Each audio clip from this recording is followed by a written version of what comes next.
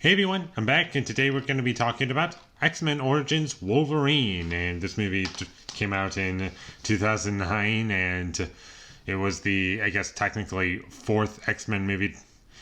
Like, I don't know. Would you call it installment, or would you say prequel, or fourth movie? Whatever you want to call it. It's a prequel spinoff that was supposed to be a jumping off point for a bunch of X-Men solo films, and that never happened. And I think this movie is mostly to blame for that. And if you've seen the movie, then you would know why, because it's not very good. And while watching this movie, I thought it was kind of okay, not great at points. Towards the beginning, like the opening credits were like the best part of the movie because it showed you a movie that I would much rather be watching. And the story this movie ultimately chooses to show you is not anything special, and it's exactly what you would think it is, and they don't really add anything to it. And even the stuff that they do try to throw in there doesn't help out the experience. And there are a lot of characters in this movie, and most of them don't serve a purpose. And Gambit's in this movie for like 5 minutes, and he doesn't really serve a purpose. And he's literally just in there just to get more people in the seats so people can be like, oh, Gambit's in the movie. It was one of those decisions, and that was a bit upsetting for me. And for the record, I'm not too familiar with a lot of these characters. And unlike the original X-Men trilogy, I'll call it, they didn't really do a good job introducing you to these different characters, because you have a lot of characters. Some of them get development kind of a bit, but most of what you learn is their powers and them just like being like beaten down by like the story, if that makes sense, because like things have happened that have happened off screen that we didn't get to see, and they're kind of just dealing with that. And sometimes there's like bits of comedy thrown in, and it's never funny. The acting in this movie for the most part is really bad. Hugh Jackman, I thought he was great in the movie. I thought he was like one of the very few redeeming parts of the movie. It's really sad to see him give a really good performance with a character that has nothing, because for a movie called X-Men Origins Wolverine, you're expecting an origin story, and by the end of the movie, I really don't feel as though I learned much about the character of Wolverine. It's just that he wanted to go on a quiet life after living a life of war, and then he goes on a revenge, and then things happen. He gets adamantium like attached to his bones, and without spoiling anything else, that's literally all there is to his character. There's nothing else to him. And a Wolverine movie could be done. You just have to make the character interesting or surround him with something interesting. And the characters that he interacts with, they're just not that interesting to me. They try to give them something. Sometimes there's supposed to be humor at points, and it never lands, like I've said. There's just nothing to these side characters because they don't develop them at all, outside of their powers, I guess.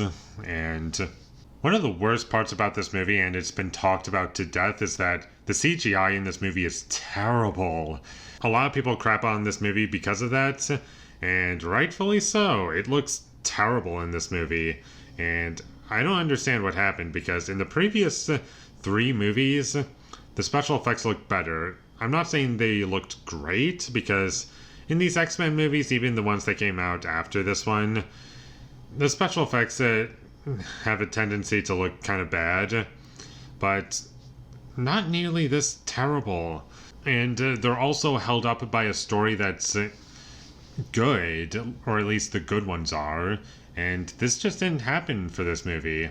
And this movie is less than 2 hours, and I feel as though if this movie were longer, then you could flesh out the story a lot more. You could make these characters more interesting, but Instead, this movie is very fast paced, but that's kind of by design so you don't question how stupid everything is. And there are a lot of stupid things in this movie, and it just glosses over a lot of them. And it's almost like if you were to blink, you were to miss something wrong with the movie. And I hate the music in this movie. I think it's really sappy and bad and forced, and it never once worked for me. And the action scenes in this movie were really bad also. Like, normally the action scenes are kind of fun in these movies, but not with this movie because A, terrible CGI. B, there's a lot of points of slow motion, like high frame rate, shaky cam, and you can't really make out what's going on. And when it's not doing slow motion, like, it would be okay, but the problem is there's just way too many cuts and you can barely make out what's going on. And there are points in this movie where the laws of physics just don't even make sense. Like, I don't even know how to describe it. It just looks so bad. And it's like a video game, and it just doesn't make any sense. And something that I noticed that a lot of people don't bring up, maybe they just missed it or forgot about it, and I don't blame them because there's a lot to talk about with this movie, and it's always stood out to me is that not only do the claws look terrible in this movie when they're CGI, but sometimes the proportions are off. Sometimes they look really long. Sometimes they're a bit shorter in other shots and scenes. And it was just really distracting and weird, and I don't know how that happened. And overall, nothing makes any sense in this movie. And I don't understand the motivations for a lot of the characters. I don't understand what I'm supposed to be caring about in a lot of these scenes. And there was just nothing that this movie offered me except for one good performance. And maybe some effects that weren't terrible, like practical effects. Because that stuff doesn't look terrible in the movie. It's just a shame that they're covered up by too many cuts in the movie, but that's about all I have to say about the movie. It's terrible. Don't ever watch it. It's not good.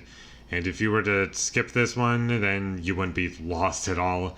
And with all that being said, I'm going to give X-Men Origins Wolverine a 2 out of 10. Thank you for watching my videos as always. If you enjoyed this review, be sure to leave a like and comment down below you thought of X-Men Origins Wolverine, and my social media links, they will all be in the description, so follow me there. And last but not least, subscribe to be a part of Foley Nation, and I'll see you when I get my next review up, and that is going to be for Rango. So look forward to that, but until I get that up, thank you for watching and have a great day.